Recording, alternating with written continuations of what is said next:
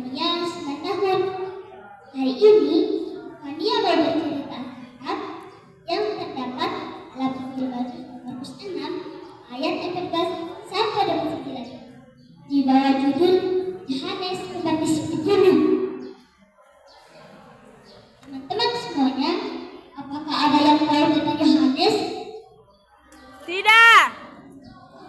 Yohanes ini terlahir dari ibu yang bernama Elisabet dan ayah yang bernama Zakaria.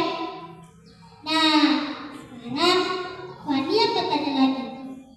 Apakah teman-teman tahu kenapa Yohanes diberi nama Yohanes Pembaptis? Tidak. Ada yang tahu? Tidak. Yohanes ini diberi gelar Yohanes Pembaptis karena ia selalu bersedia membaptis orang-orang yang mau bertobat kepada Tuhan atas dosa-dosa yang sudah diperbuat. Teman-teman semuanya, Yohanes adalah seorang kesaksian yang memberitakan kabar pertobatan dan pengampunan dosa.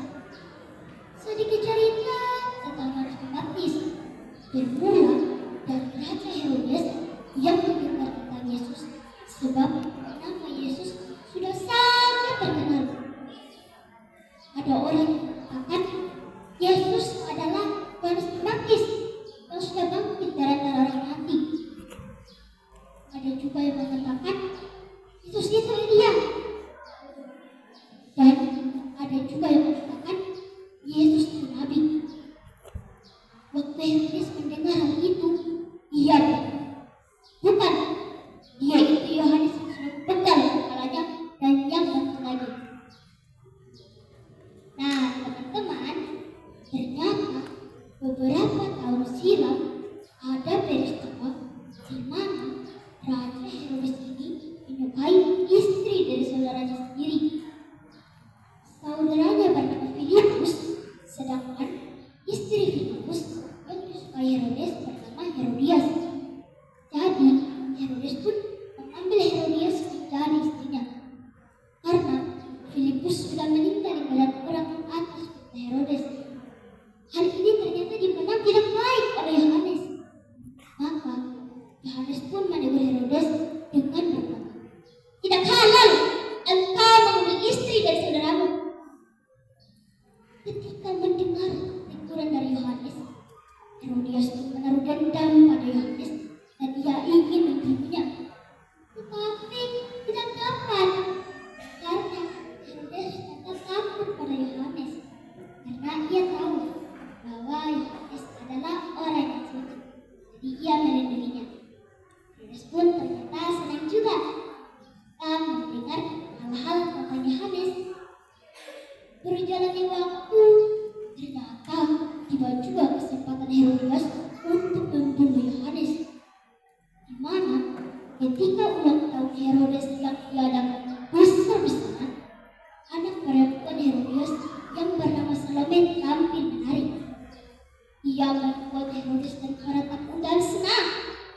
Hal ini membuat Herodes bersumpah akan mengabulkan apapun permintaan dari Salome, termasuk akan memberikan setengah dari kerajaan Herodes.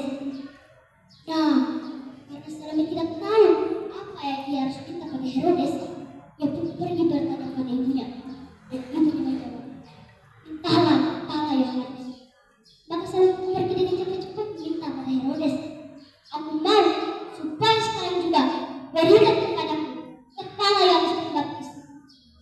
Lalu Herodes pun sangat sedih. Tetapi karena ia mengingat sumpahnya, ia tidak dapat menolak. Herodes pun menyuruh pengawalnya untuk memenggal kepala Yohanes Pembaptis. Dan setelah itu, Herodes pun memberikan kepala Yohanes dalam sebuah talam kepada Salome. Lalu Salome pun memberikan pula pada ibunya.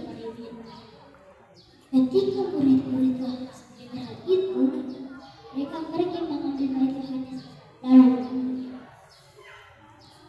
Wow, betapa besar dosa yang telah dilakukan Herodes dan Herodias karena telah memenggal kepala seorang yang kudus Tuhan.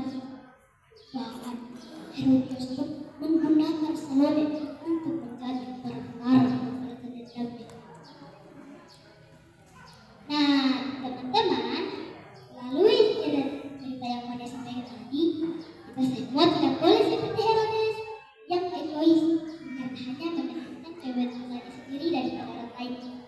Kita semua juga tidak boleh seperti Herodias yang tidak suka ditegur dan mempunyai sifat pendendam. Kita semua juga tidak boleh seperti Salome yang tidak dapat membedakan mana hal yang benar dan yang salah. Guru-guru terbang tinggi, Cakep. terbang mengejar kebenaran. Cakep. Kalian ciri-ciri